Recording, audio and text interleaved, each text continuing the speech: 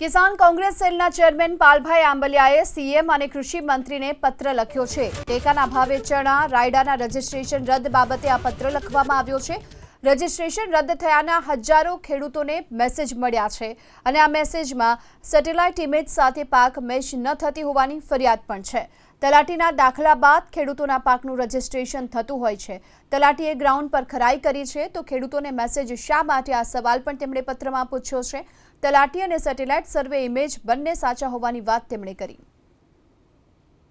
ગાંધીનગર બેઠા બેઠા જે સેટેલાઇટ ઇમેજ આવે છે એ ઇમેજ જે તે ખેડૂતની આવે છે, પણ એમાં એક્સ ખેડૂતના બદલે વાય ખેડૂતનું ખેતર આવે છે અને વાય ખેડૂતે તો ચણા કે રાયડો વાવ્યો નથી। ત્યારે સવાલ એ છે કે શું સરકારનો તલાટી કમ મંત્રી ખોટો છે? જો તલાટી કમ મંત્રી ના હોય તો ક્યાંક ને ક્યાંક સેટેલાઇટ ઇમેજ ખોટી છે।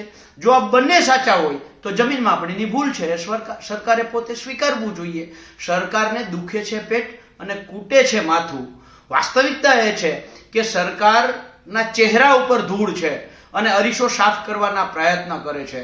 એટલે આજે ફરીથી મુખ્યમંત્રી શ્રીને કાગળ લખીને કહ્યું છે કે આ જમીન માપણીની ભૂલ જ્યાં સુધી છે ત્યાં સુધી સેટેલાઇટ સર્વે ઇમેજ છે કામ કરવાની નથી। અને હારે હારે પ્રશ્ન એ પણ પૂછ્યો છે કે આ સેટેલાઇટ પાક સર્વે જે સિસ્ટમ તમે લઈ આવ્યા છો એ ખેડૂતોનું જ્યારે અતિવૃષ્ટિ અને કમોસમી વરસાદમાં નુકસાન થઈ રહ્યું હતું ત્યારે 50 દિવસ સુધી તમે સર્વેની કામગીરી ચલાવી, ત્યારે આ સેટેલાઇટ પાક સર્વે સિસ્ટમ મુજબ ખેડૂતોને થયેલું પાક નુકસાનનું સર્વે કેમ ના કર્યું?